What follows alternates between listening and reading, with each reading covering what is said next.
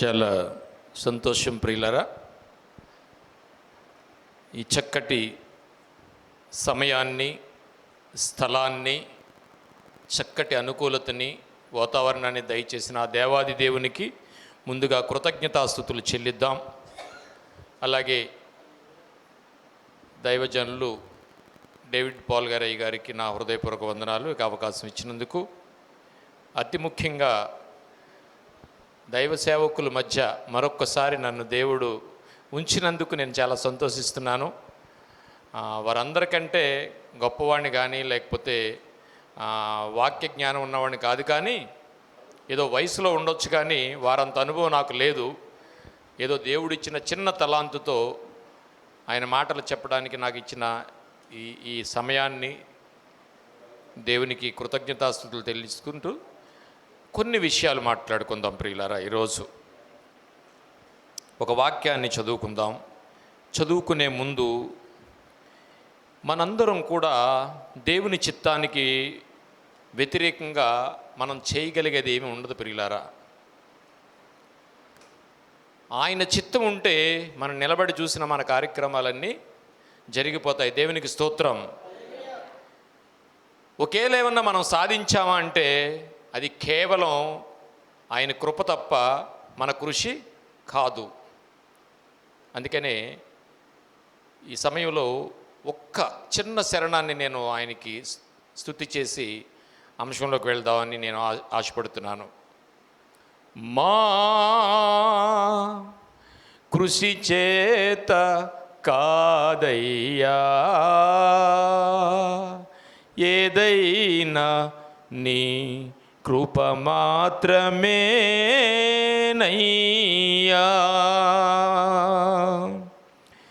నా కృషి చేత కాదయ్యా, ఏదైనా మా కృప మాత్రమేనయ్యా. మా కృషి చేత కాదయ్యా, ఏదైనా నీ కృప మాత్రమేనయ్యా. కార్యము సఫలము చేసే నీకు, కార్యము సఫలము చేసే నీకు మహిమ ఘనత యుగములకు. కార్యము సఫలము చేసే నీకు మహిమ ఘనత యుగములకు. మా కృషి చేత కాదయ్యా, ఏదైనా నీ కృప మాత్రమేనయ్యా.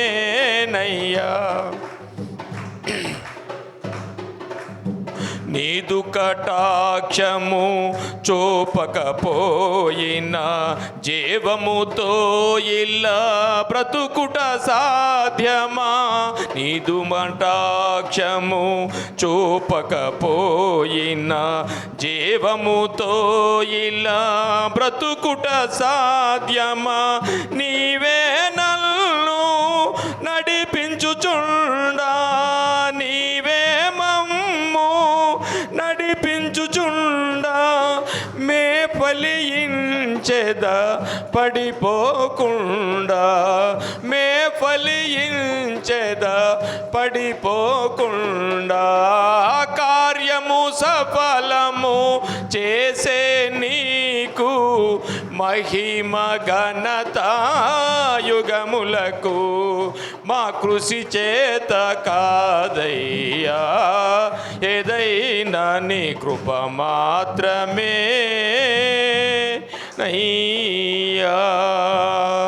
దేవునికి స్తోత్రం. ప్రియులారా, ఈరోజు ఒక వాక్యాన్ని చదువుకుని ఒక సందేశాన్ని ఈరోజు మనం నేర్చుకుని వెళ్ళాలి ప్రియులారా. ఈరోజు ప్రపంచ క్రైస్తవాన్ని మనం ఆలోచించినట్లయితే క్రైస్తవ్యమో ఆచారంగా, యాత్రికంగా మారిపోయింది తప్ప అది ఒక యజ్ఞముగా, లేకపోతే ఆయన వాక్యానుసారంగా మనం నడవలేకపోతున్నాం.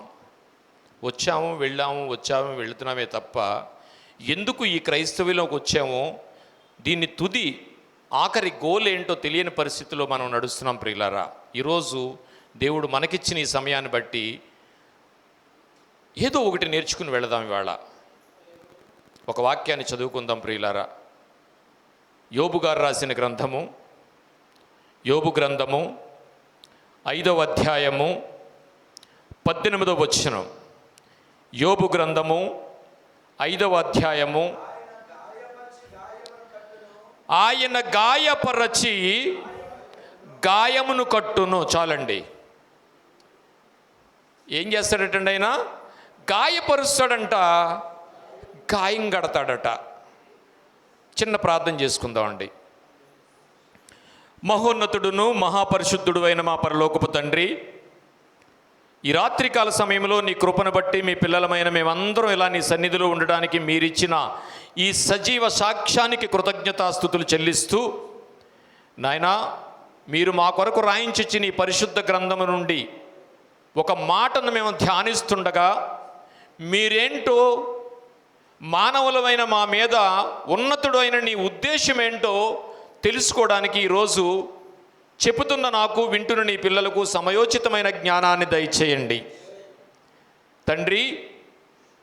నాయనా మేము చెబుతున్న మాటలలో సొంత జ్ఞానము కానీ సొంత ఆలోచన కానీ అతిశయము కానీ లేకుండా కేవలం ఈరోజు మాతో సూటిగా నీ నోటి బోరగా కొన్ని మాటలు వినిపించడానికి మీ కుమారుడు పరిశుద్ధాత్మ సహాయాన్ని మాకు దయచేసి నడిపించమని, మాకున్న యావత్ చింతను మీ పాదాల ముందు మీ చిత్తానికి అప్పగించుకుంటూ యేసు వారి ప్రశస్తమైన నామములో మిక్కిలి వినయంతో బ్రతిమలాడి వేరుకొనుచున్నాము తండ్రి, ఆమేన్. ప్రియులారా, ఈరోజు ఈ వాక్యాన్ని బట్టి మనం ఆలోచించినట్లయితే, ఒక క్రైస్తవ జీవితం నడుస్తున్నప్పుడు ఒక చిన్న అవాంతరం ఎదురైన వెంటనే దేవుడు ఎందుకు మనకి ఇది పెట్టాడు ఏంటి అని ఆలోచన లేకుండా వెంటనే దాని నుంచి మనం తప్పుకుని వెళ్ళిపోతున్నాం ప్రియులారా. ఈరోజు మనకేం తెలియాలి అంటే మనిషికి, ఇదిగో కుటుంబంలో ఒక యజమానురాలు ఉన్నప్పుడు ఈ యజమానురాలు తల్లిదండ్రుల యొక్క ఆలోచన పిల్లల మీద ఏముందో పిల్లలకి తెలియకపోతే, నా మాట అర్థమైందండి? ఒక కుటుంబంలో యజమానురాలు తల్లిదండ్రి ఉన్నప్పుడు, కొంతమంది పిల్లలు ఉన్నప్పుడు, ఆ తల్లి యొక్క ఉద్దేశం పిల్లల మీద ఏముందో పిల్లలకి తెలియకపోతే, ఆ తల్లిదండ్రులతో ఈ పిల్లలు సహవాసం ఎలా ఉంటుందండి? డిస్టర్బెన్స్గా ఉండదు? ఉంటుంది.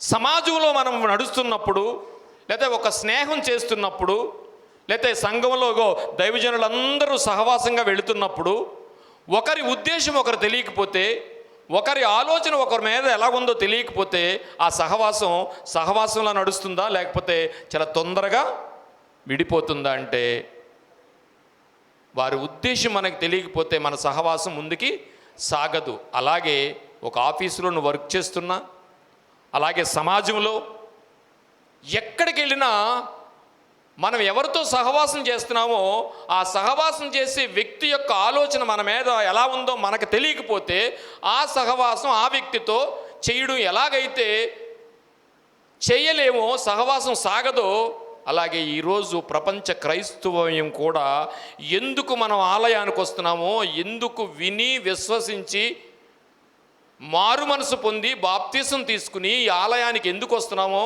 దేవుణ్ణి ఎందుకు ఆచరిస్తున్నామో, ఎందుకు పూజిస్తున్నామో తెలియకపోతే దేవుడితో సహవాసం ఎలాగుంటుంది? నా మాట అర్థమై ఉండాలి. దేవుడితో సహవాసం చేస్తాం కానీ అనుమానంగా ఉంటుంది.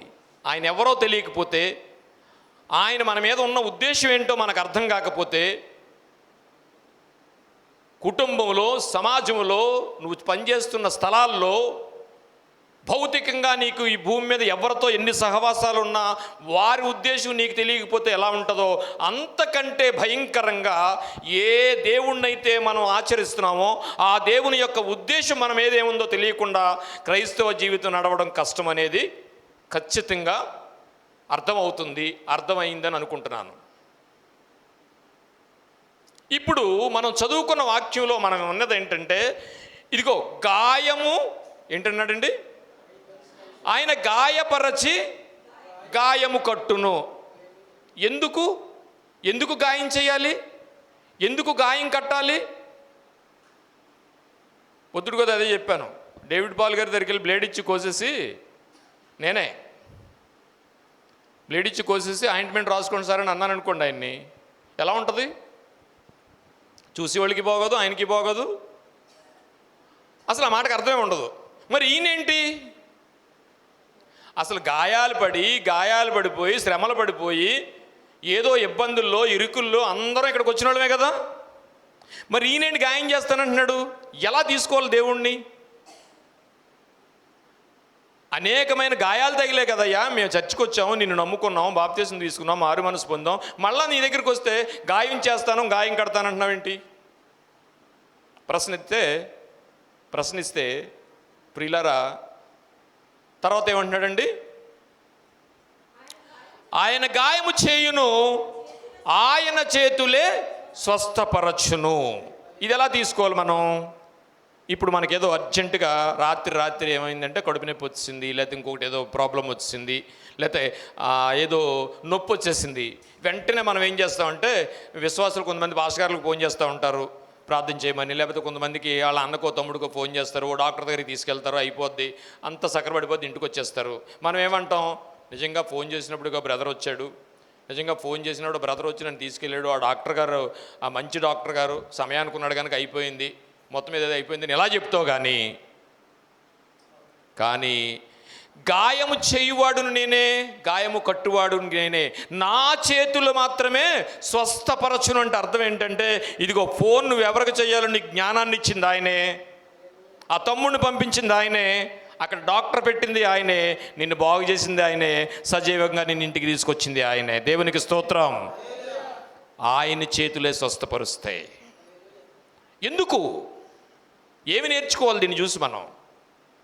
ఈరోజు దేవుడు ఉద్దేశం నరులమైన లేకపోతే మనుషులమైన మన మీద తండ్రి అయిన దేవుని ఉద్దేశం ఎందుకు గాయాలు చేస్తున్నాడో చర్చికి బయలుదేరుతామండి, చర్చికని బయలుదేరుతాం, రాకపోకల్లో తోడుగా ఉండి తండ్రి అని ప్రార్థన చేస్తాం, మధ్యలో యాక్సిడెంట్ అయిపోతుంది. ఎందుకు అయిపోతుంది? ఆయన చర్చికే కదా వెళ్తున్నాం, ప్రార్థన చేసుకున్నాంగా, ఎందుకు అయిపోతుంది? దేవుడికి ప్రేమ లేకపోతే ఇంకేమన్నానా అడిగితే ఆయన అంటాడు. మరో వాక్యాన్ని చూద్దామండి. ఆయన అంటాడు, దేవుడి యొక్క క్యారెక్టర్ని అదే యోబు గారి చేత దేవుడు ఎలా రాయించాడు అంటే, యోబు గ్రంథము 30వ అధ్యాయము 34వ అధ్యాయము 10వ వచనం. యోబు గ్రంథము 34వ అధ్యాయం 10వ వచనం.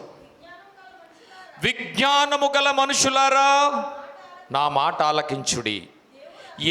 ఎవరైతే యోబు గారి చేత ఇగో నేను గాయం చేస్తాను, గాయం నేనే కడతాను, ఎస్ నా చేతులు మాత్రమే స్వస్థపరుస్తాయని ఏ యోబు గారి చేత అయితే రాయించాడో అదే యోబు గారితో దేవుడు ఎలా మాట్లాడుతున్నాడంటే, విజ్ఞానము గల మనుషులారా, నేను గాయం చేసి గాయం కడతాననుకుంటే నేను మంచోనా చెడ్డోనని మీరు ఒకవేళ అనుకుంటే, విజ్ఞానము గల మనుషులారా నా మాట ఆలకించుడి, దేవుడు అన్యాయము చేయుట అసంభవం.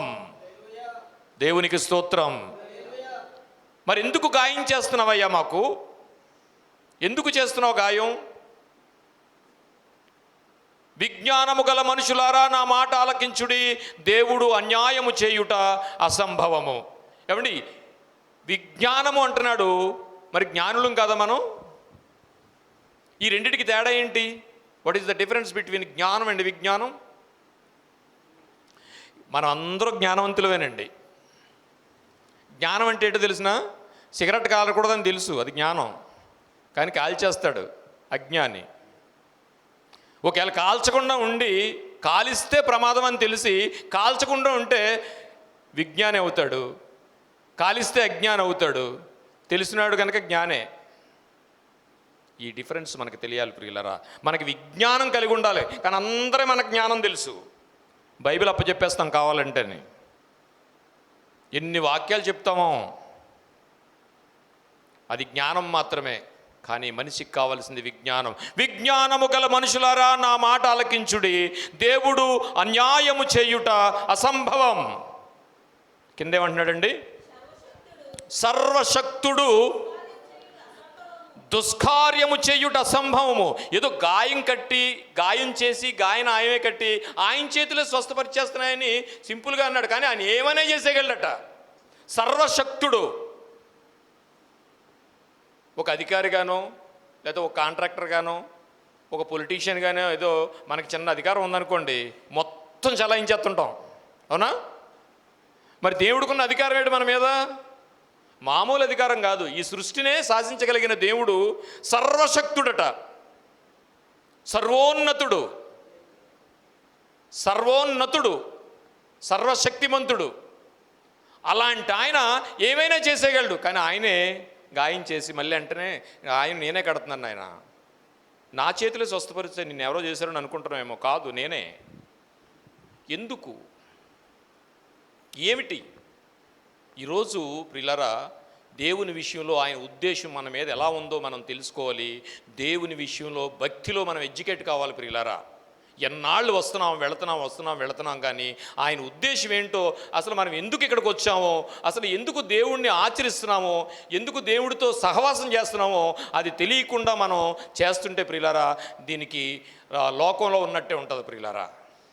ఆయన ఉద్దేశం ఏంటంటే, అదే యోబు గారి చేత మరో మాట రాయిస్తున్నారు చూడండి. యోబు గ్రంథము 33వ అధ్యాయము 19వ వచనం. యోబు గ్రంథము 33వ అధ్యాయము 19వ వచనం. ఇదిగో చెప్తున్నాడండి, ఎందుకు నాయనా మాకు ఈ గాయాలు చేస్తావు? అసలు గాయాలు తగ్గడానికే కదా ఇక్కడికి వచ్చాం. మాకు ఎన్నో గాయాలు తగిలాయి ఇప్పటి వరకు. గాయాలనగానే భౌతికంగా అనుకోకండి ప్రియులారా, భౌతికమైన గాయం తగ్గిపోద్ది. కానీ ఒక వ్యక్తి అంటాడు, ఒక తండ్రి అంటాడు, ఇదిగో నా కుమారుడు నాకు చేసిన గాయం నాకు తగ్గలేదు, తగ్గదు కూడా. నా కూతురు నాకు చేసిన గాయం తగ్గదు. ఇలాంటి అనేకమైన గాయాలతో మనం వస్తాం ఇక్కడికి, ఆయన సన్నిధిలో చేరుకుంటాం. కానీ ఆయన ఏమన్నాడంటే, గాయం నేనే చేస్తాను. ఎందుకు నాయన గాయం చేస్తావంటే, నేను మంచోడినే కానీ చెడ్డోడిని కాదు. విన్నారు కదా, యోబు గారి చేత రాయించాను, సర్వోన్నతుడని నేను దుష్కార్యం చేయను. మరి ఎందుకు నాయన అంటే ఆయన చెప్తున్నాడు చూడండి, ఏం చెప్తున్నాడంటే యోబు గ్రంథము 33వ అధ్యాయము, వ్యాధి చేత ఒకడు మంచమెక్కుట వలనను ఒకని ఎముకలలో ఎడతగని నొప్పులు కలుగుట వలనను వాడు శిక్షణ నొందును. శిక్షణ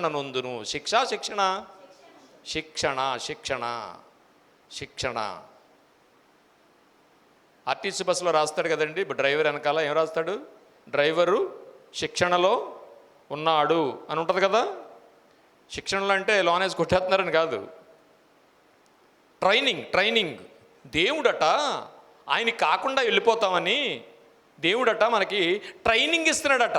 అనేక గాయాలు చేస్తూ ఆయనే కడుతూ మనకట ట్రైనింగ్ ఇస్తున్నాడట. శిక్షణ నొందును ఒకడు మంచం ఎక్కుట వలనను. చూడండి, చిన్న కుర్రోళ్ళు ఉంటారు కొంతమంది, చర్చికి రమ్మంటే రాడు. వాడు ఒకప్పుడు ఏం పెడతాడంటే, నాకు ₹1,00,000 ఎట్టి బండి కొంటే నేను వస్తానంటాడు. అప్పుడప్పుడు వచ్చేవాడు, అంతకుముందు బండి కొన్న తర్వాత అసలు రాడు. ఒక 6 రోజులకో 10 రోజులకో దేనో గుద్దేస్తాడు, ఏదో ఇరుగుద్ది, అప్పుడు ఎక్కుతాడు మంచం. అమ్మ బైబిల్ తల దగ్గర పెట్టమ్మా అంటాడు. అవునా? అంటాడు, ఖచ్చితంగా అంటాడు. ప్రియులారా, బైబిలు తలంపుల దగ్గర కాదు, తలంపుల్లో ఉండాలి. తల దగ్గర కాదు, తలలో ఉండాలి బైబిలు. శిక్షణ నొందును. ఎందుకు అంత ప్రేమ ఆయనకి? ఈ గాయాలు ఎందుకు చేస్తున్నాడు అని మనం ఆలోచిస్తే ప్రియులారా, ఆయన మాట్లాడతాడు. ప్రసంగి గ్రంథము 6వ అధ్యాయము 12వ వచనం. ప్రసంగి గ్రంథము 6వ అధ్యాయము 12వ వచనం.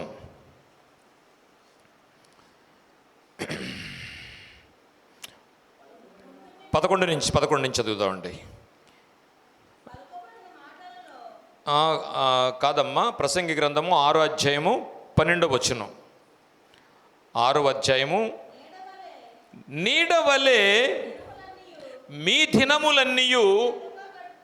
ఏమండి, మనం క్రైస్తులుగా మారాము, వస్తున్నాము, వెళుతున్నాము, అలా గడిచిపోతుందట. ఎలా గడిచిపోతుందట? నీడవలే. మీరు ఒక్క 10 నిమిషాలు నుంచోండి, మీ నీడ 10 నిమిషాల్లో ఇటుపక్క వచ్చేద్ది. అంటే అంత సునాయాసంగా మన జీవితం గడిచిపోతుందంట. కానీ నువ్వు ఏం చేస్తున్నావు అంటే ప్రతి దినము వేస్ట్ అయిపోతుందట. వస్తున్నావు వెళుతున్నావు, కానీ గోల్ ఏంటి, సిద్ధపాటు ఏంటి, సర్దుకున్నావా? ఏంటి ఇంత క్రైస్తవులుగా మారాం, బాగాలేదు, రేపు ఏం జరుగుద్దో తెలియదు. ఈరోజు ఏమన్నా ప్రిపరేషన్ ఉందా? ఇంకా టైం ఉందిలేని గడుపుతున్నావు, కానీ ఈరోజు ప్రిపరేషన్ లేదు. అన్నీ చక్కగా నడిచిపోతున్నాయి అనుకోండి, ప్రేయర్ తగ్గిపోద్ది. మనకు లేకే వస్తున్నాం, అన్నీ ఉంటే రాము, క్షమించాలి. అప్పుడు ఏం చేస్తాడు దేవుడు? నీడవలే మీ దినములన్నీయు గడుపుకొను మనుషుల బ్రతుకునందు. ఏమండి, మనకు తెలియట్లేదటండి. ఏదో చర్చికి వెళ్తున్నాం, వస్తున్నాం, బైబిల్ పట్టుకుని వెళ్తున్నాం, కానీ అసలు ఏది వారికి నిజమైందో, ఏది వారికి అవసరమో తెలియట్లేదట. రాత్రి ఎవరితోనో దెబ్బలాడతాం, రేపు పొద్దున చూస్తానని పడుకుంటాం, భార్యతో పోట్లాడతాం, బాగుండదులే ఇంక ఇప్పుడు అర్ధరాత్రి కేకలేకూడదని పడుకుంటావు. ఈ రాత్రికాల సమయంలో ఆయన వస్తే నీకు సిద్ధపాటు లేనట్టే లెక్క. I'm right according Bible. అది చాలు. భక్తి పెద్దగా ఆలోచించక్కర్లేదండి, చిన్నగా ఆలోచిద్దాం. చిన్న ఎగ్జాంపుల్ చెప్తాను. మనం రోడ్డు మీద నుంచున్నాం, ఒక యవనస్తుడు సర్రమని వెళ్ళిపోయాడు మన దగ్గర నుంచి. అల్లిపోయాం మనం, గుద్దేస్తాడేమో అని. వెంటనే ఏమంటామమ్మా? ఒక వ్యక్తిని ఏమంటాం మనం? వీడు పోతాడంటాం, అవునా? దేవుడేం చెప్పాడు? వాడి గురించి ప్రార్థన చేయమన్నాడు. మనం ఏం చేస్తాం? వీడు పోతాడంటాం. How to decided his death? నువ్వెవరు వాడి మరణాన్ని డిసైడ్ చేయడానికి? నువ్వెవరు వాడి మరణం గురించి తీర్పు తీర్చడానికి? అంటే అంత చిన్నలో ఆలోచిద్దాం భక్తిని. నిన్నెవరన్నా ఇబ్బంది పెడితే వాడి గురించి ప్రార్థన చేయమంటే ఆడి చచ్చిపోతాడని నువ్వు చేస్తావేంటి? ఆలోచించండి ఒకసారి, ఎంత సింపుల్గా మనం ఉన్నామో. నీ భార్యతో పోట్లాడావు, లేకపోతే నీ భర్తతో పోట్లాడావు, రాత్రి రేపు పొద్దున చూద్దామని పడుకున్నావు, ఆ రాత్రి ఆయన రాకడొస్తే ఇలాంటివన్నీ మనకు అర్థం కావట్లేదట. ఆ రాత్రి ఆయన వస్తే మనం వెళ్ళాం, సమాధానం లేకపోతే వెళ్ళాం. This is highly sensitive in Christianity according Bible. చెప్పేశాడు ఆయన, మొహటం లేదు. నీడవలే తమ దినములన్నీయు వ్యర్థముగా గడుపుకొను మనుషుల బ్రతుకునందు ఏది వారికి క్షేమకరమో ఎవరికి తెలియను? వారు పోయిన తరువాత ఏమి సంభవించునో వారితో ఎవరు చెప్పగలరు? ఎవరు చెప్తారు? ఎవరు చెప్పడం పక్కనెట్టేసి మనం చెప్పాల్సిన వాడు మనకన్నా అర్థమైందా? ఎవరు చెప్పగలరు అంటే బయటున్న లోకం గురించి మాట్లాడుతున్నాడు ఆయన. బయటున్న లోకం గురించి మాట్లాడుతున్నాడు ఆయన. కానీ ఎవరు చెప్పగలరు? మనకు తెలుసు కదా, మనం ఎవరికైనా చెప్తున్నామా? మనం ఏమన్నా ప్రిపేర్ అయ్యామా? రేపు ఉంటామని అనుకుంటాం, కానీ రాత్రికి ఉండమో మర్చిపోయి బ్రతుకుతున్నాడు మనం. మరణం తర్వాత మరో బ్రతుకు ఉంది. ఆ బ్రతుకు ఉండగానే, ఆ ఊపిరి ఉండగానే ఆయనతో ఉండాలి. ప్రతి రాత్రి నా ఆలోచన కూడా ఏం చేస్తారంటే, అయ్యా ఇంతవరకు ఏమైనా చేశానేమో, ఇప్పుడు పడుకుంటున్నాను నేను, ఈ రాత్రి నేనేం చేశానో నన్ను క్షమించు, రేపు కూడా చేయకుండా చూడు, ఈ రాత్రి నీ రాక సిద్ధమైతే నన్ను తీసుకెళ్ళిపో. ఈ ఆలోచనలోకి మనం వెళ్ళాలి ప్రియులారా. ఎందుకంటే ఏ నిమిషమో మనకు తెలియదు. మనం చూసేసాం అన్నీ. మన ఈ మధ్యకాలంలో మెట్టు దిగినోడు మెట్టు మీదే ఉన్నాడు, అక్కడ ఉన్నవాడు అక్కడే ఉన్నాడు, హాస్పిటల్కి వెళ్ళినోడు మెట్లు కూడా ఎక్కలేదు. నో, ఇదంత ఈజీ కాదు, చిన్న విషయం. అందుకే ఆయన అంటాడు, నీ భర్తతో గొడవ పడ్డావా, నీ భార్యతో గొడవ పడ్డావా, ఇదిగో సూర్యోదయానికి ముందు నువ్వు పడుకుంటావు కదా, గ్యారంటీ లేదు నీకు. సూర్యోదయానికి ముందు నువ్వేం చేయాలి? సమాధాన పడాలి ప్రియులారా. అంటే క్రైస్తవ జీవితం యొక్క దినాలంట ఎలా గడుతున్నాయో మనకేం అర్థం అవట్లేదంట, నడిపేస్తున్నామంట అంతే. అందుకే ఆయన ఏమన్నాడంటే, ఇదిగో ఒకడు మంచం ఎక్కుట వలనను ఎముకలలో ఎడతగిన నొప్పులు కలుగుట వలనను శిక్షణ నొందును గుర్తు చేస్తున్నాడట. నిజమే, పొద్దున్న నుంచి మర్చిపోతాం ఒక్కొక్కసారి. పాటమైన కాలుకి ఏదో రాయి తగులుతుంది, దేవుడు దేవుడు దేవుడు దేవుడు అంటాం, అప్పుడు అంటాం. నిజమే, నిజం కాదా? ఎస్.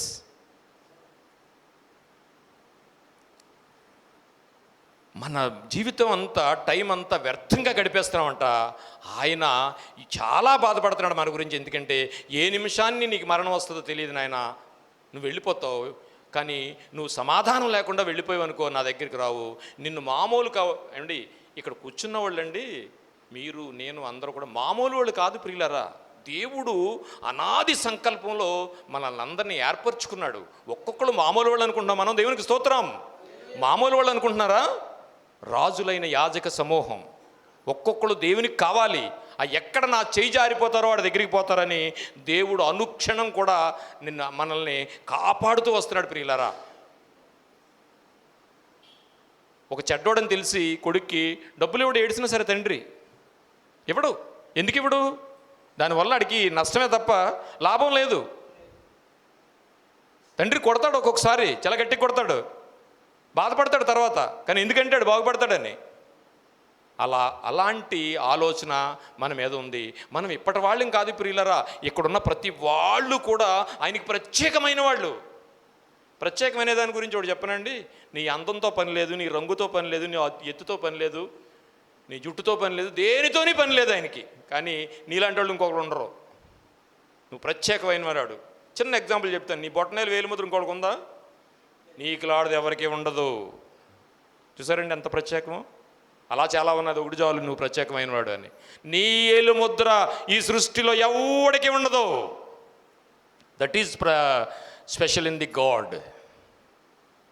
అలాంటి నువ్వు ప్రత్యేకంగా పెట్టుకున్న నిన్ను దేవుడు చెయ్యి ఎక్కడ జారిపోతావని దేవుడు అనుక్షణం అటండి మనల్ని కాపాడుకుంటూ ఉంటాడంటండి.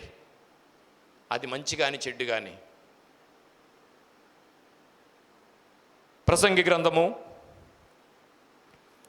7వ అధ్యాయము 14వ వచనం. సుఖదినమందు సుఖముగా ఉండు, ఆపద్దినమందు యోచించుము. ఏమండి, మనకి ఎప్పుడన్నా ఏదైనా వచ్చినప్పుడు, సుఖంగా ఉన్నప్పుడు సుఖంగా ఉండు నాయన. ఏ ఆపద వచ్చినా సరే వెంటనే తండ్రి నేను ఏమన్నా చేశానా, ఏంటి ఈ ఆపద నాకని దేవుణ్ణి అడగాలి. దేవుణ్ణి అడగాలి. ఈ దేవుణ్ణి అడిగే అనుభూతి మనకు ఉండాలి. అలాంటి అలవాటు మనకు ఉండాలి. సుఖదినమందు సుఖంగా ఉండు. ఒకటి చెప్తానండి, ఏమండి, జీవితాన్ని ఇచ్చిన దేవుడు సుఖంగా ఉంటానంటే ఈ సృష్టిలో నీ సుఖాన్ని ఏ వ్యక్తి కోరుకోడండి, దేవుడు తప్ప. ఇది సత్యం. ఓ రోజు వచ్చేటోడికి నీ భార్యే నీ క్షేమం కోరుకోదు. ఒక రోజు వచ్చేటోడికి నీ భర్తే నీ క్షేమం కోరుకోడు. ఒక రోజు వచ్చేటప్పటికి పిల్లలందరూ నీ క్షేమాన్ని కోరుకోరు. అంతం వరకు నీ క్షేమాన్ని కోరుకునేవాడు ఎవరో తెలుసా? ఇది నమ్మి తీరాల్సిందే, నమ్మి తీరాల్సిందే. ఎందుకంటే 9 నెలల గర్భంలో ఉంచి చాలా ప్రేమతో నువ్వెత్తుకుంటావు, కానీ నిన్ను జగత్ పునాది వేయక ముందే నిన్ను ఏర్పరచుకున్నాడు. చూద్దామండి ఆ మాట ఒకసారి, సందర్భం వచ్చింది కనుక. ఎఫెసీయులకు రాసిన పత్రిక 1వ అధ్యాయం 4వ వచనం. ఎఫెసీయులకు రాసిన పత్రిక 1వ అధ్యాయం 4వ వచనం. అందరికీ తెలిసిందే, ఒక్కసారి చదువుకుని వెళ్ళిపోదాం త్వరగా. ఎందుకనగా ఎఫెసీయులకు రాసిన పత్రిక నేను తీస్తానండి, 1వ అధ్యాయము 4వ వచనం. ఎట్లనగా తన ప్రియునందు తాను ఉచితముగా మనకు అనుగ్రహించిన తన కృపామహిమకి కీర్తి కలిగినట్లు తన చిత్త ప్రకారమైన దయాసంకల్పము చొప్పున యేసుక్రీస్తు ద్వారా తనకు కుమారులుగా స్వీకరించుటకై మనలను ముందుగా తన కోసము నిర్ణయించుకొని మనము తన ఎదుట పరిశుద్ధముగా ఎలా ఉండాలన్నట్టండి? జగత్పునాది వేయబడక ముందే నీ ఏలుముద్ర ప్రత్యేకం, నీ కన్ను ప్రత్యేకం. బయటికి చాలా రంగులు ఉండొచ్చు, బయటికి చాలా ఆకారం ఉండొచ్చు, బయటికి బాగోవచ్చు లేకపోవచ్చు, కానీ నీ కన్నులో ఉన్న విజను మరొకరికి ఉండదు. దేవుడు నిన్ను ప్రత్యేకంగా తయారు చేసుకున్నాడు. అలాంటి వ్యక్తి దేవుడిని విడిచి వెళ్ళిపోతాడేమో అని దేవుడు ఏమండి చిన్న బొమ్మ కొనుక్కుంటామండి మనం తీర్థంలోకి వెళ్ళి.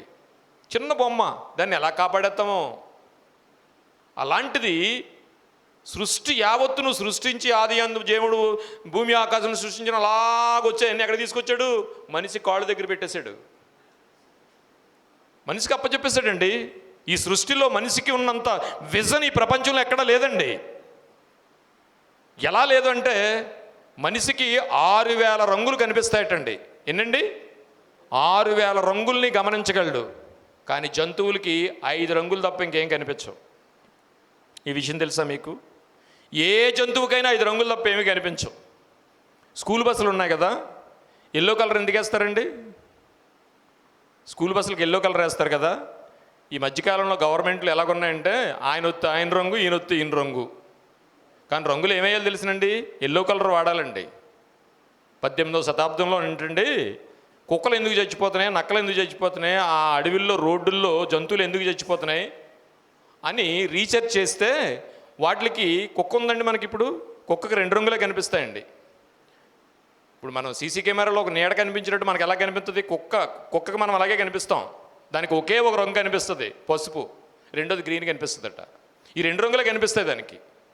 దేవుడు ఎంత గొప్పవాడంటే మనకి ఇచ్చిన రంగుల్ని, మనకు ఇచ్చిన విజన్ని, అంటే అంత అద్భుతంగా నువ్వు అందంగా ఉన్నాను అందంగా లేను నువ్వు అనుకుంటే అది ఒక్కడితో పక్కన పెడితే అన్నీ నీకు ప్రత్యేకమే.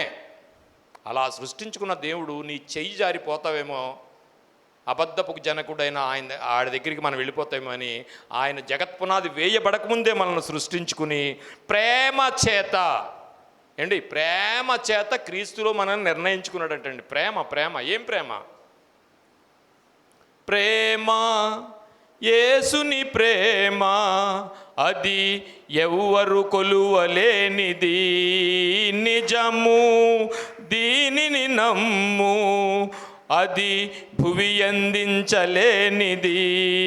ప్రేమ యేసుని ప్రేమ, అది ఎవ్వరు కొలువలేనిది, నిజము దీనిని నమ్ము, అది భువి అందించలేనిది. ఏమంటే యేసు ప్రభు వారు లేదా దేవుడు మనల్ని ప్రేమిస్తున్న ప్రేమ లోకానికి అందదటండి.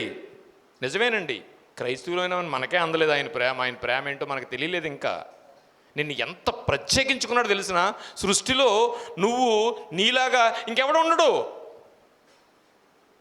అంత ప్రత్యేకించుకున్న నువ్వు ఎక్కడ అపవాది పాలైపోతావని ఆయన అనుక్షణం నిన్ను వెంటాడుతున్నాడు. అసలు మనం ప్రార్థన చేస్తాం లేకపోతే లేదా ఆయన గుర్తుండడు. ఒక రోజు అయితే అన్నీ బాగుంటే అసలు గుర్తుండడు ఆయన. అందుకే ఆయన ఏం చేస్తున్నాడంట, ఒక్కని మంచం ఎక్కించుట వలనను ఎముకలలో ఎడతెగిన నిప్పులు కలుగుట వలనను శిక్షణ ఇస్తున్నాడంట. ఎన్నాడెన్నడు మారనిది నా యేసుని దివ్య ప్రేమ, ఎన్నాడెన్నడు వీడనిది నా యేసుని నిత్య ప్రేమ. దివ్య ప్రేమ ఏమండి? ఇది లోకంలో ఉండే ప్రేమ కాదట. ఆయన ప్రేమ దివ్య ప్రేమ పైనుంచి వచ్చిందండి. ఆయన నిన్నెన్నడు విడువడు ఎడబాయడు ప్రియులరా. పైనుంచి వచ్చింది ప్రేమ.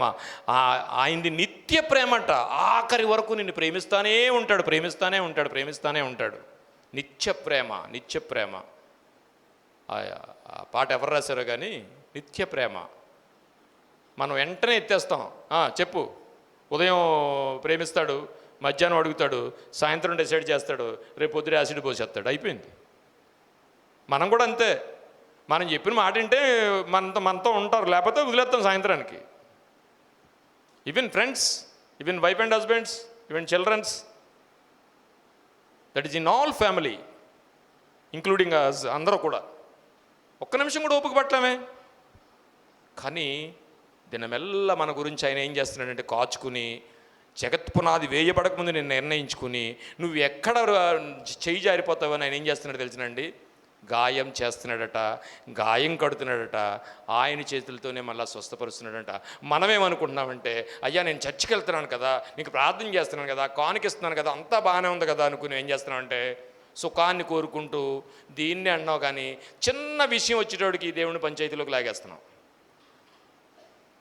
దేవుణ్ణి ఎంతమంది మీ అనుభవాల్లో క్రైస్తవంలోకి వచ్చిన తర్వాత కష్టాలు వచ్చాయని మానేసిన వాళ్ళు లేరంటారా? దైవజనులు ఉన్నారు ఇక్కడ, వారికి బాగా తెలుస్తుంది. మానేస్తున్నారండి. ఎందుకండి మనకే వచ్చేస్తుంటుంది ఎన్ని చెప్పినా ఒక్కొక్కసారి. కానీ ఈరోజు దేవుడు ఉద్దేశం మనిషి అయిన మన మీద ఎలా ఉందో ఖచ్చితంగా ముద్ర వేసినట్టుగా ఈరోజు మనకు మారిపోవాలి ప్రియులారా. ఆయన ఉద్దేశం ఏంటో చదువుతామండి. అదేంటి? సుఖదినమందు సుఖముగా ఉండు, ఆపద్దినమందు యోచించుము, తాము చనిపోయిన తరువాత జరుగుదాని నరులు తెలుసుకొనకుండునట్లు. ప్రసంగి గ్రంథం 7:14 అండి. దేవుడు సుఖదినములను చూడండి, దానిని తెలుసుకొనకుండునట్లు సుఖదుఖములను జతపరచియున్నాడు. ఏమండి, సుఖాన్ని ఎత్తుక్కుంటూ పోయామనుకోండి, మీకేదో ప్లాన్ ఉంది, ప్లాన్ సక్సెస్ అయిపోతుంది, ఆ సక్సెస్ని పట్టుకుని మీరు వెళ్ళిపోతారు. ఎక్కడికి వెళ్ళిపోతారో మీకో తెలియదు. యాపిల్ అధినేత పరిగెట్టాడు, ఇంక పరిగెడుతుంటే డబ్బే పరిగెట్టాడు. ఆ సుఖంలోనే అతను మరణించాడు.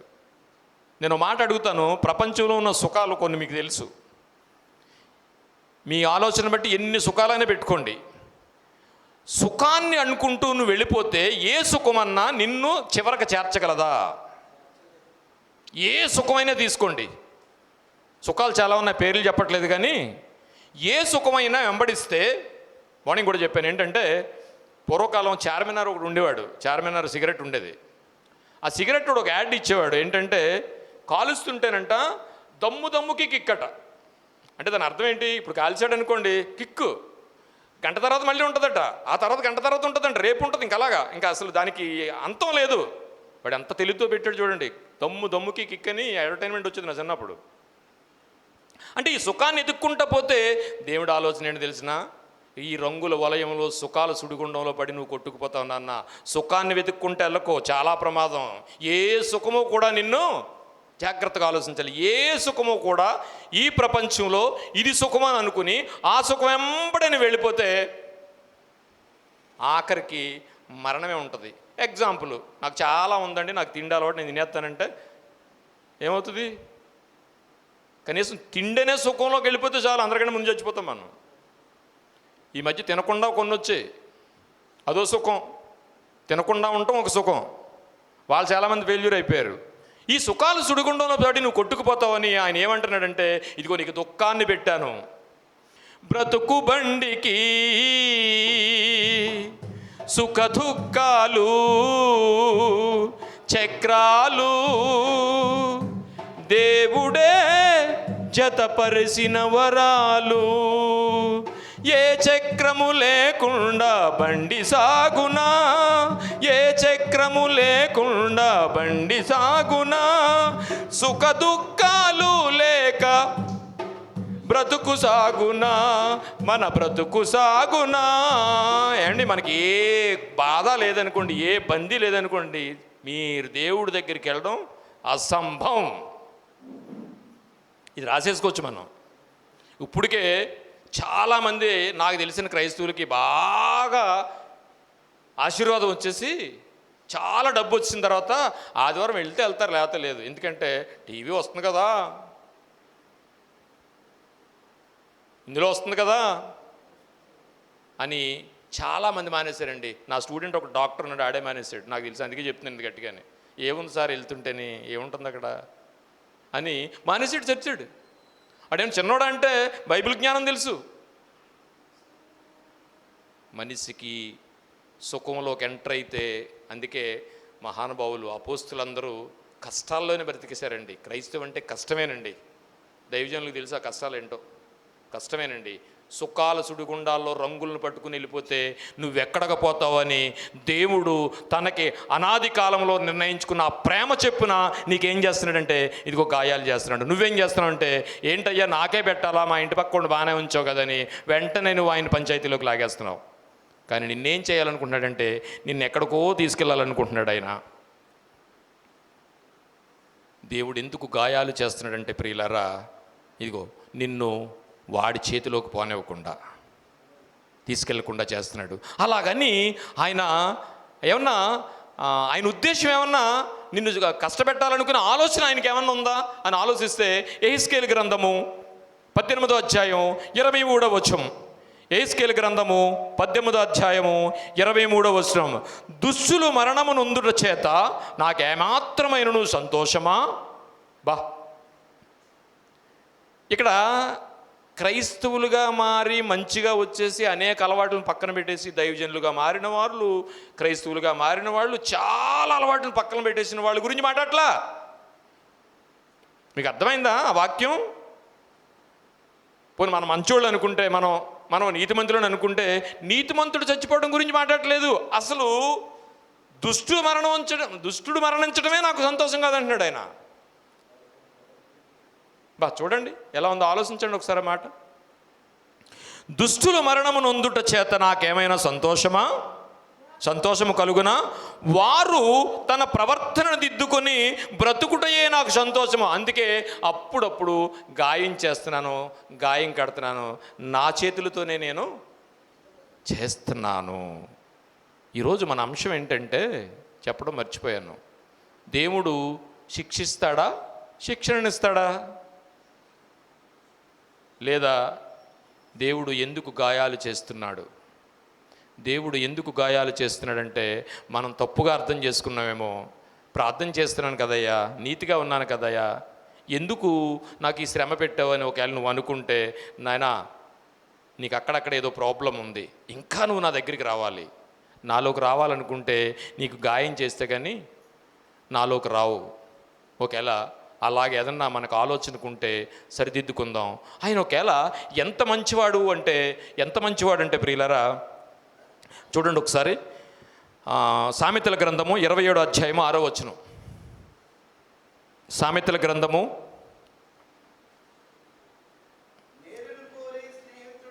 ఏమండి, ఆయన ఎందుకు ఇంత ఇలా చేస్తున్నాడట? ఒక తండ్రి కుమారుని ఎందుకు శిక్షిస్తాడంటే మేలుకోరి. అలాగే ఈయన మనకి స్నేహితుడు అయిపోయాడంట. ఎలా స్నేహితుడు అయ్యాడట దేవుడు మనకి? ఎలా స్నేహితుడు అయ్యాడంట? మేలును కోరి స్నేహితుడు గాయములు చేయును. ఏమండి, మేలు కోరేవాడు ఎప్పుడు అంటే మనకి ఇబ్బందిగానే ఉంటాడండి. ఫర్ ఎగ్జాంపుల్, స్టూడెంట్స్ ఉన్నారనుకోండి, సిగరెట్ కాలుతున్నాడు, వాడు కాల్చకూడదు. మంచి స్నేహితుడు అయితే ఏం చేస్తాడు తెలిసినా? అరే మీ నాన్నతో చెప్తాను, నువ్వు అలా కాల్చడం తప్పు అంటాడు.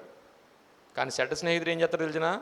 చక్కగా ఒక యాంగిల్లో ఫోటో తీసి, ఈ యాంగిల్లో సిగరెట్ కాలుతుంటే నువ్వు సూపర్గా ఉన్నావురా అంటాడు. మరి ఆడు ఇంకొక యాంగిల్ ఎడతాడు. అప్పుడు ఇంక ఇది కంటిన్యూ అయిపోద్ది. ఏమండి, మంచి స్నేహితుడు ఏం చేస్తాడు? గాయాలు చేస్తాడట. అందుకే గాయాలు చేస్తున్నాడు ప్రియులారా మనకి. మంచి స్నేహితుడు దేవుడు మనకి.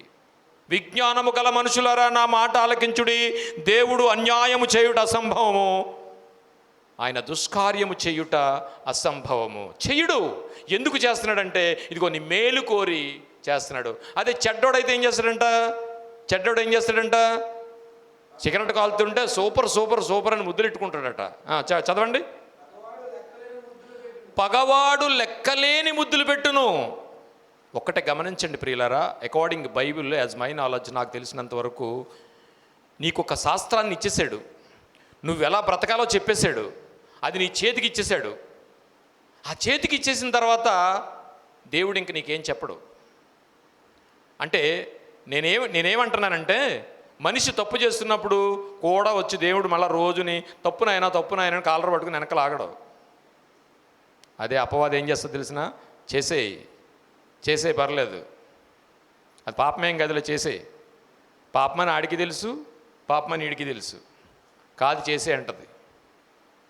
ఇది చాలా గుర్తుంచుకోవాలి. ఒక చెడ్డ పని చేస్తున్నప్పుడు ఖచ్చితంగా పరిశుద్ధాత్మ నేను గద్దిస్తూ ఉంటుంది డిఫరెంట్గా. ఇంక అందులో ఎలాంటి డౌటు లేదు. వద్దు అని చెప్పకుండా పరిశుద్ధాత్ముడు ఆగడు. మీకే కాదు, బాప్తిసం తీసుకొని అన్యుడికి కూడా, వాడికి కూడా తెలుసు. దొంగోడు లోనికి వస్తాడండి, పేకోసేసి నగలట్టుకోవచ్చు, కొయ్యడే, ఎందుకు లెగితే కోద్దాంలే, తప్పు ఎందుకు అనవసరం అనుకోడా? అదే పరిశుద్ధాత్మ. ప్రియులారా, దేవుడు ఎలాంటి స్నేహితుడు అంటే మంచి స్నేహితుడు. ప్రియులారా, మంచి స్నేహితుడు గనకనే ఏం చేస్తున్నాడంటే మనం ఏం చేస్తున్నామంటే ప్రియులారా, ఈ లోకాన్ని పట్టుకుని లోకంలో ఈ ఈ ఈ రంగుల వలయంలో పడి, ఈ సుఖాల సుడిగుండంలో పడి సుఖాన్ని నమ్ముకుంటూ పోతున్నాము. అందుకని ఆ సుఖాల సుడిగుండంలో నువ్వు ఎక్కడికి పోతావంటే నరకానికి పోతావని ఉద్దేశంతో దేవుడు ఏం చేస్తున్నాడంటే, మనం కూడా ఈ చిన్న జీవితం కోసం, ఈ కొద్ది రోజుల జీవితం కోసం, ఆల్రెడీ ఇప్పుడు నేను ఉన్నాను అనుకోండి, 56 దాటేసే నాకు. ఇక ఏంటి చెప్పండి, ఎన్ని ఆలోచిస్తూ ఉంటాను నేను. నీ రోజులో నువ్వు తూకం వేసుకుంటే దేవుడు ఎక్కడో పక్కన ఉంటాడంతే. ఇంకోటి కూడా చెప్పనండి, నేను అనుకుంటాను, నా అనుభవం అండి, నేను అనుకుంటాను క్రైస్తవులు ఎక్కువ ఎవరికి భయపడతారు చెప్పండి? చెప్పండి, అపవాదిగా దేవుడికా? ఏమండి, మీరు తర్వాత లెక్కేసుకోండి, ఇది ప్రాక్టికల్గా అందరికీ తెలియాలి. ఏమండి, దేవుడికి భయపెడితే మనం ఎలా ఉంటామా? అర్థమైందా? దేవుడి కంటే దెయ్యానికి ఎక్కువ భయపడతాం మనం. లెక్కేసుకోండి, రేపటి నుంచి తెలుస్తుంది మీకు, ప్రాక్టికల్గా తెలుస్తుంది ఏది చేస్తున్నామో ఏది చేయట్లేదో, ఏది ఆలోచిస్తున్నామో ఏది ఆలోచించట్లేదో. ఈ రెండు కలిపి తక్కిళ్ళు వేసేసుకుంటే సాయంత్రానికి తేలిపోద్ది. ఈ చిన్న జీవితం మట్టుకే మనం ఏం చేస్తామంటే అండి, సుఖాలను ఎత్తుక్కుంటూ పోతున్నాం. అందుకనే పౌలు గారు వారితో మాట్లాడుతూ, కొరింథీయులతో మాట్లాడుతూ ఒక చిన్న వాక్యాన్ని చదువుకుని నేను ముగిస్తాను, ఎదరికి వెళ్ళిపోదాం. కొరింథీయులకు రాసిన పత్రిక 15వ అధ్యాయము 19వ వచనం. కొరింథీయులకు రాసిన పత్రిక 15వ అధ్యాయము 19వ వచనం చూడండి. ఈ జీవిత కాలం మట్టుకే మనము క్రీస్తునందు నిరీక్షించి ఉండే వారిమై ఉండిన ఎడల మనుషులందరికంటే దౌర్భాగ్యులము.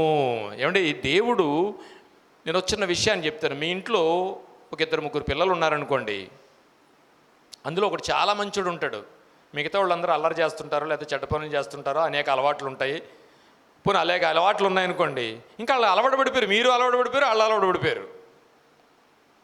కానీ ఆ మంచోడు ఉంటాడు చూసారా, ఆడి పొరపాటుని ఏదో చిన్న చెడ్డ పని చేస్తాడు, వెంటనే ఆ తండ్రికి ఎంత కోపం వస్తుందో తెలుసా? ఎరా, వాళ్ళకంటే బుద్ధి లేదు, నీకు లేదా? ఇది అర్థమైతే ఆ వాక్యం అదే. ఏ వాక్యం? ఇప్పుడు మనం చదువుకున్న వాక్యం. లోకంలో ఉన్న వాళ్ళకి మరణము ముగింపు అనుకుంటుంది లోకం. మరణం తర్వాత మరో బ్రతుకుందా ఉందని క్రైస్తవం చెప్తుంది. ఈ విషయం నీకు తెలుసు, తెలిసినా సరే నువ్వేం చేస్తున్నావు? లోకంతో సుఖాలను అనుభవించి వెళ్ళిపోతున్నావు, సుఖాన్ని వెంబడించేస్తున్నావు. వాళ్ళకంటే దౌర్భాగ్యం అయిపోతుంది సుమా. నువ్వు ఆ వాక్యం చదవండి ఒకసారి, చదవండి. మనుషులందరికంటే మనం దౌర్భాగ్యులము, మృతులమై ఉన్నాం ప్రియులారా, మృతులమై ఉన్నాము. జీవించుచున్నావన్న పేరు ఉన్నది, మృతుడవే నీవు, మృతుడవే, మృతుడవే నీవు, మృతుడవే. జీవించుచున్నావన్న పేరు ఉన్నది, మృతుడవే నీవు, మృతుడవే.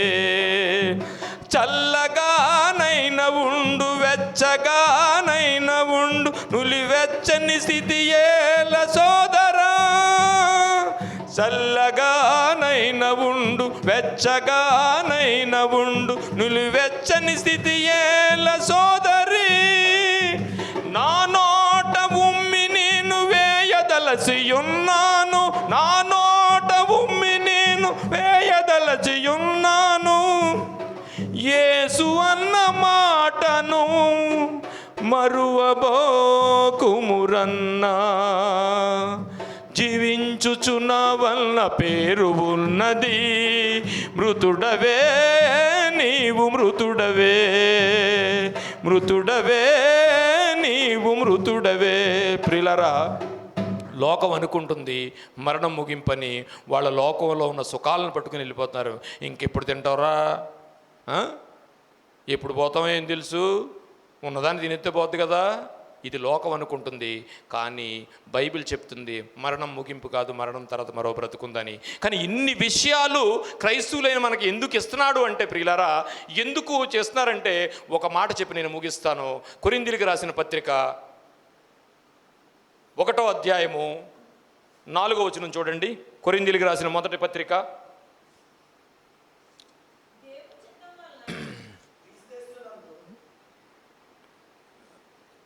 కొరింథీయులకు రాసిన 2వ పత్రిక 1వ అధ్యాయము 4వ వచనం. కొరింథీయులకు రాసిన మొదటి పత్రిక 1వ అధ్యాయము 4వ వచనం. ఇది పౌలు గారు మాట్లాడుతున్న మాట ప్రియులారా, చాలా జాగ్రత్తగా ఆలోచించండి. ఇది నేను ముగిస్తున్నాను ఈ మాటతోని. ఇది చాలా ఇంపార్టెంట్. కొరింథీయులకు పౌలు గారు రాస్తూ అతను పడ్డ కష్టం గురించి మాట్లాడుతూ ఎన్నో కష్టాలు అనుభవించాడు. ఆయన కష్టాలు చదువుకుంటే కింద ఒక పేజీ అంతా ఉంటాయి. ఈ పేజీలో ఎన్ని కష్టాలు అయితే పడ్డాడో, ఎన్ని అవమానాలు అయితే పడ్డాడో, ఎన్ని దెబ్బలు తిన్నాడో, ఎన్ని మరణాల నుంచి దాటుకొచ్చాడో ఆ లిస్ట్ ఉంది చూసారా. ఆ లిస్టులో మంది ఒక్కడు కూడా ఉండదు. మంది ఒక్కడు కూడా ఉండదు. ఆయన పలుకుతున్న మాట ఏడు తెలిసినా, దేవుడు మమ్మును దేవుడట చెప్తున్నాడు, కొరింథీయులకి చెప్తున్నాడు, ఇగో దేవుడు మమ్మల్ని ఎలా ఆదరించాడు తెలిసినా, ఏ ఆదరణతో ఆదరించాడు తెలిసినా, ఎలాంటి టైముల్లో మమ్మల్ని ఆదరించాడు తెలిసినా. ఆయన గాయం చేస్తాడు, గాయం కడతాడు, మీకు తెలియదు. ఎలాంటి పరిస్థితుల్లో మమ్మల్ని ఆదరించాడు తెలిసినా, ఆ ఆదరణతో నన్ను చాలా బాధల్లో నన్ను ఆదరించాడు. ఎందుకో తెలుసా? ఆ ఆదరణ ఎందుకు ఇస్తాడట? ఆ కష్టాలు ఎందుకు పెడతాడట? మనకి ఇన్ని కష్టాలు మనకి ఎందుకు పెడతాడట?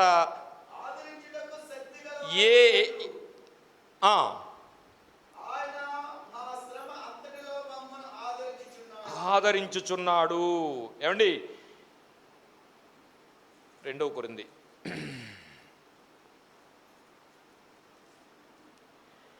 దేవుడు మమ్మును ఏ ఆదరణతో ఆదరించుచున్నాడో ఆ ఆదరణతో ఎట్టి శ్రమలో ఉన్న వారినైనను ఆదరించుటకు. మనల్ని ఎంత ఈ గాయం చేసి గాయం కొడుతూ ఆయన అనుదినము మనకే శిక్షణనిస్తూ ఎందుకు నడిపించాడో తెలుసా? ఇదిగో నువ్వు అనుభవశాలి కావాలి, నీకు కష్టాలు శ్రమలో అనుభవం కావాలి. ఈ అనుభవం వల్ల మరొకరికి చెప్పడానికి నీకు ఉండాలి. ఒక దైవజనుడిగా ఉన్నారంటే మీరు ఇగో మీ విశ్వాసికి నువ్వు చెప్పాలనుకుంటే ఇదిగో నీకు ఈ కష్టాల గురించి తెలియాలి. మీ హాస్పిటల్లో చూస్తూ ఉంటాం, చాలా ప్రెగ్నెన్సీ టైంలో నేను కూడా సర్జరీస్లో వెళ్తూ ఉంటాను. ఎవరు ఉండరు, ఒక్కొక్కసారి సడన్గా డెలివరీ అయిపోద్ది అమ్మాయికి.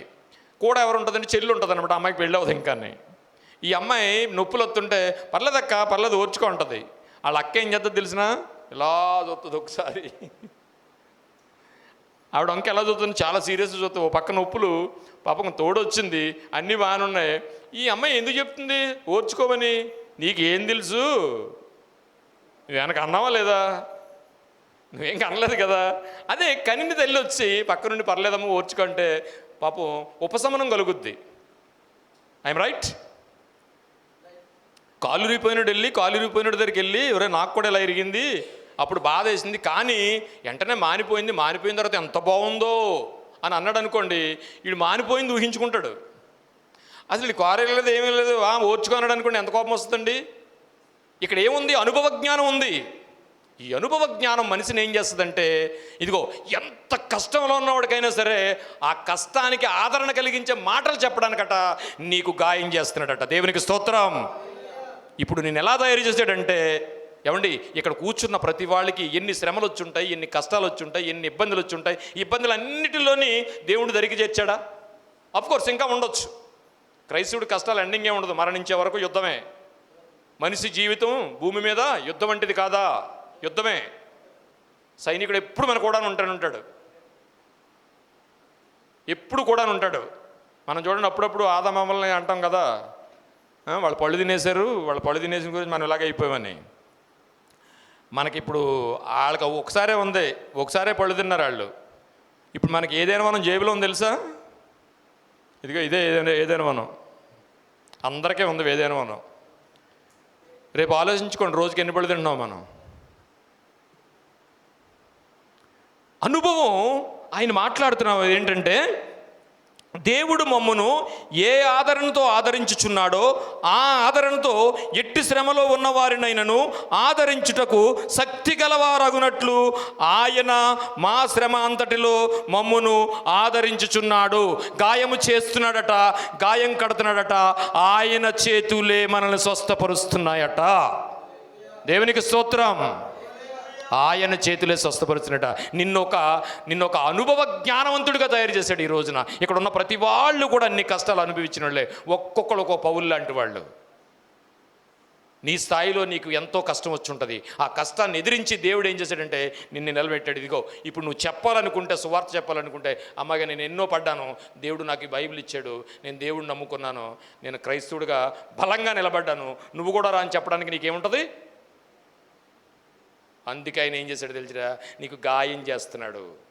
గాయం చేసిన వెంటనే పంచాయతీలోకి దేవుని లాగొద్దు ప్రియులారా. దేవుడు అన్యాయస్తుడు కాదు. దేవుడు శోధిస్తున్నాడని అంటే ఏమవుతుందట? అనకూడదట. దేవుడు శోధించడట. అబ్రహామును శోధించాడా, పరిశోధించాడా? పరిశోధించాడు ప్రియులారా. దేవుడు ఎప్పుడు శోధించడు. శోధకుడు ఎవరు? ఇప్పుడు మనం దేవుడి పిల్లలమా లేకపోతే దెయ్యం పిల్లలం? కరెక్ట్గా చెప్పండి. దేవుడు పిల్లలమా? అయితే రేపటి నుంచి మీరు అబద్ధాలు ఆడకూడదు. అబద్ధానికి జనకడెవడు? ఇంక రేపటి నుంచి ఆడకండి. అయితే కుదిరేద్దాం ఏమండి. రేపటి నుంచి అబద్ధం ఆడొద్దు. ట్రై చేద్దాం. చెయ్యాలి, తప్పదు, చెయ్యాలి. క్రైస్తవ జీవితం అదే కదా. దినదినము నూతన పడాలి. ట్రై చేయటమే. ట్రై చేస్తే ఇది లేదు. అయితే ప్రియులరా, దేవుడి రోజు మనతో మాట్లాడుతున్నది ఏంటంటే, ఒక విలువైన ఆయుధం కింద నిన్ను తయారు చేశాడు. ఎట్టి శ్రమలలో ఉన్న వారికైనను ఆదరణ కలగజేయుటకు నిన్ను ఆదరించేవాడిగా నిన్ను తయారు చేశాడు. ఆయన గాయం ఎందుకు చేస్తున్నాడంటే, ఇదిగో అనాది సంకల్పంలో నిన్ను ఆయన నిర్ణయించుకున్నాడు. నువ్వు ప్రత్యేకమైన వాడు. నీవు ఆయన చెయ్యి దాటిపోకూడదు. ఈ మనిషి ఉన్న క్రైస్తవుడికి ఏం జరుగుతుందంటే, దినదినములన్నీ కూడా నీడవలే గడిచిపోతున్నాయంట. సుఖదినం వచ్చినప్పుడు సుఖదినం ఉండాలట. ఆఖరిగా ఒక మాట, సామెతల గ్రంథము 30వ అధ్యాయము 20వ వచనం. సామెతల గ్రంథము 20వ అధ్యాయం 30వ వచనం. 20వ అధ్యాయము 30వ వచనం. ఇది చాలా ఇంపార్టెంట్ రిఫరెన్స్ ప్రియులరా. మన హృదయాల్లో దాచుకోవాలి దీన్ని. గాయము చేయు దెబ్బలు అంతరంగములో జొచ్చి. ఏమండి, ఎప్పుడైతే మనకి గాయాలు వచ్చాయో వెంటనే ఏం చేయాలటండి? మోకరించి దేవుణ్ణి అడగాలి ప్రియులారా. అయ్యా, ఎందుకు వచ్చింది నాకు ఇది? ఎందుకు వచ్చింది? ఆ అనుభవం మనకు రావాలి. వెంటనే డాక్టర్ని వెళుతాం, ఏమన్నా వెళుతాం కాదు. ఫస్ట్ అసలు డాక్టర్కి చెప్పాలి. ఆయన చెప్తే నీకు ఇస్తాడు. అప్పుడు ఏం జరుగుతుందో తెలిసిన వెంటనే మన అపరాధం మనకు తెలుస్తుందట. వెంటనే మనం సరిదిద్దుకుంటామంట. అవసరమైతే అప్పుడే తీసేస్తాడు ఆయన. ఎవరితో చెప్పుకోవాల్సిన అవసరం లేదు. ఇది సత్యం, ఇది సత్యవాక్కు, దేవుని మాట. సున్నాయిను పొల్లైన పోదు. అందుకే మాట్లాడుతున్నాడు ఆయన. గాయము చేయు దెబ్బలు అంతరంగములో జొచ్చి చెడుతనమును తొలగించును. అప్పటికే నీవు ఏదైనా చెడుతనం చేస్తే, ఒకడు మంచం ఎక్కుట వలనను ఎడతగిన నొప్పులు కలుగుట వలనను దేవుడే పెడితే, వెంటనే నీవు చెడుతనం ఏం చేస్తుందట? గాయము చేయి దెబ్బలు ఏం చేస్తాయంట? అంతరంగములో జొచ్చి చెడుతనము తొలగించును. ఎప్పుడైతే చెడుతనం మనకు తొలగిపోయిందో, ఎప్పుడైతే దేవుని సహవాసం పడిపోయామో, ఎప్పుడైతే ఆయనతో సమాధానం పడిపోయామో, వెంటనే నీకు అది ఎవరితో చెప్పకుండా అసలు అక్కడి నుంచి అట్టే పోవచ్చు. ఆమేన్. దేవునికి స్తోత్రం. ప్రియులారా, ఈరోజు దేవుడు ఉద్దేశం మన మీద ఏంటో అర్థమైంది అనుకుంటున్నాను. ఈ చిన్న మాటలు ఆయన వినికిడిలో దీవించును గాక. ప్రార్థన చేసుకుందాం. మహోన్నతుడును మహాపరిశుద్ధుడు అయిన మా పరలోకపు తండ్రి, ఈ రాత్రికాల సమయంలో నీ కృపను బట్టి మీరు మాకు రాయించి నీ పరిశుద్ధ గ్రంథం నుంచి కొన్ని మాటలు సూటిగా మాతో మాట్లాడినందుకు మీకు కృతజ్ఞతాస్తుతులు చెల్లిస్తున్నాం తండ్రి. విన్న వాక్యాన్ని విడిచిపెట్టకుండా తండ్రి, అయ్యా, నువ్వెంత ఉన్నతుడువో, నువ్వెంత గొప్పవాడువో, నువ్వెంత ప్రేమ కలిగిన వాడువో తండ్రి మాకు అర్థమైంది నాయన. అర్థమైన రీతిగా నీకు పిల్లలుగా ఉండటానికి ఇగో ఈ రాత్రికాల సమయంలో మేము తీసుకుంటున్న ఈ నిర్ణయాన్ని బట్టి తండ్రి మీరు మమ్మల్ని ఆశీర్వదించమని నాయన, అలాగే కూడి వచ్చిన అందరికీ నాయన, ఎవరు ఏ ఉద్దేశాలతో వచ్చారో, ఎవరు ఏ ఆపదలో వచ్చారో తెలియదు కానీ వారందరినీ, అలాగే సంఘాన్ని సంఘ దైవజనుల్ని సమస్తాన్ని నాయన అల్పుడనైన నేను విజ్ఞాపనగా నీ పాదాల ముందు నీ చిత్తానికి అప్పగించుకుంటూ ఈ చిన్న ప్రార్థన యేసువారి ప్రశస్తమైన నామంలో మిక్కిలి వినయంతో బ్రతిమలాడి వేడుకొనుచున్నాము తండ్రి. ఆమేన్. ఆమేన్. అందరికీ వందనాలమ్మా.